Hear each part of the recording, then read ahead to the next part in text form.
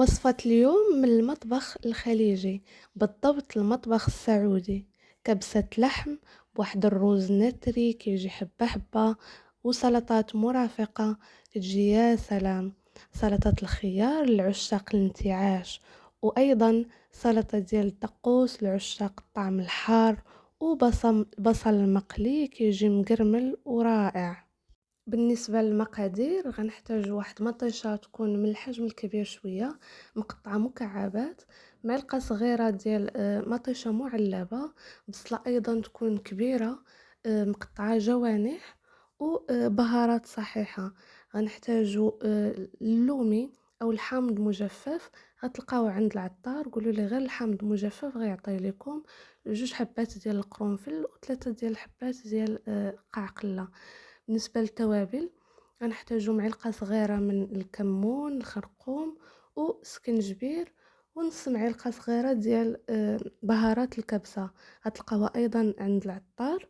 وغنحتاجو أيضا زيت الزيتون، الملحة واللحم. في أي كوكوت غنبداو أول حاجة بشوية ديال زيت الزيتون، ونضيفو عليه البصلة ونقليوها مزيان حتى تنزل وتعسل شوية، تاخد هاد اللون هكا ذهبي. انا بالنسبه لي هذا هو اللون المناسب للبصله. الا زاد طابت اكتر من هكا كتولي محمره بزاف وكتطلق المرار. كنضيف عليها ايضا المطيشه ومطيشه معلبه، كنعاود نحرك مزيان، وكنضيف عليهم التوابل والملحه. الملحه كتبقى حسب الذوق، درت تقريبا معلقه كبيره ديال الملحه. ضفت ايضا حتى البهارات الصحيحه، وغنحاول نروي شويه بالماء، غير واحد قياس 4 كاس ديال الماء، باش العطريه ما تلصقش في الكوكوت وتحرق.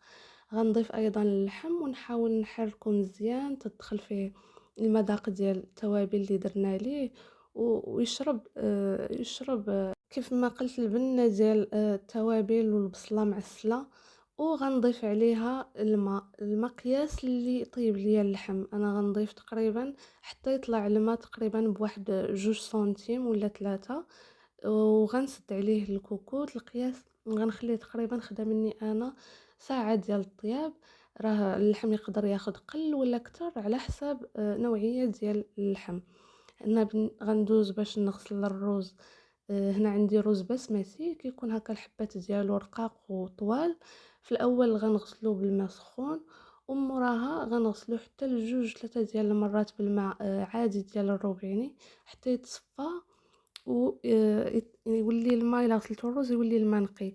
وفي الاخير غنضيف عليه الماء يكون سخون، ونخليه منقوع تقريبا ساعة، الوقت اللي كطيب فيه اللحم. هنا مورا ما طابت اللحم تأكدوا انها تكون طيبة، وضيفوا الرز. ومن بعد ما ضفت الرز غنحاول نساويه بالمعلقة باش يدخل فيه الطياب كامل ويكون دقة واحدة. وغنضيف عليه الماء سخون، الماء اللي يكون طايب تقريبا يكون طالع على الرز بواحد سنتيم. ما تكتروش الماء باش ما تجيكمش هكا عصيده ويتعجن لكم الرز، يكون طالع بواحد سنتيم. ونسد عليه الكوكوت تقريبا 20 دقيقة اللي كياخد مني دائما. غير تصفر الكوكوت ونقص على البوطه، نخليها كي الشمع حتى يطيب. الوقت اللي غنخلي الرز يطيب فيه غندوز باش نوجد السلطات. غنحتاج خياره نقطعها رقيقه طريفات صغار، ولا نحكها في الحكاكه، ولا نطحنها في الهشوار. نضيف عليها ياغورت طبيعي، شويه ديال الملحه، شويه ديال البزار، ونحرك مزيان. وهاد السلطه ديال الخيار كتكون واجده، كتجي رائعه. بالنسبة للسلطة الثانية اللي سميتها سلطة الدقوس على قولة السعوديين، كنحتاج فيها 2 ديال يكونوا متوسطي الحجم، درس ديال الثومة هكا غير حبة وحدة، وفلفلة تكون حارة. ما كيعجبكمش الحار تقدروا ما ديروش الفلفلة. قزبور ومعدنوس من الافضل انه يكون فريش وباقي جديد. معلقه كبيره ديال الخل، وشويه ديال الملحه حسب الذوق. تقدروا ايضا تضيفوا حتى شويه ديال الكمون الا كان كيعجبكم، اختياري. وتقدروا تضيفوا ايضا حتى 4 كاس ديال عصير ديال الحامض. وكنطحنها في الهشوار ولا في اي طراب كهربائي. وكتجي هاد السلطه هذه كيف ما قلت من قبل زوينه، خصوصا اللي كيعجبهم الحار. تجي فيها واحد اللدغه ديال الحار ديال البصله حاره، رائعه. وغندوز لاخر حاجه باش نوجدوا البصله مقليه او البصل مكرمل. كندير عليه معلقه ديال الدقيق او مايزينا باش ما يشربش الزيت بزاف، في نفس الوقت تجي البصله مقرمله. كنحرك مزيان تتشرب البصله كامله الدقيق. كيف ما قلت لكم تقدروا تضيفوا مايزينا الا ما عندكمش الدقيق. وكنكون في هذا الوقت هذا كنوجد الزيت، نخليها تسخن مزيان. هنا مورا ما سخنات الزيت غنبدا نقلي في البصله.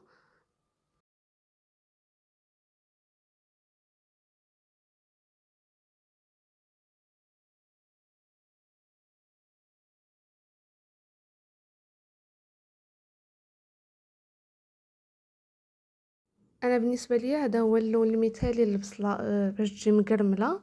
كنصفيها كنحيدها وكنحاول نصفيها مزيان من الزيت.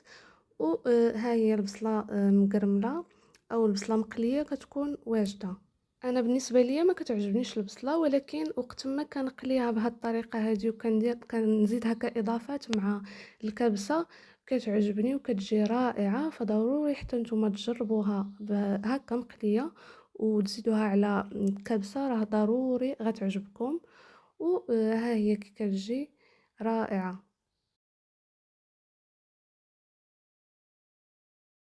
ونرجعوا للروز هنا من بعد ما طاب. راه كيف ما كتشوفوا الروز كيجي هكا مفرود حبه حبه بوحدو، اللحم كتكون طيبه.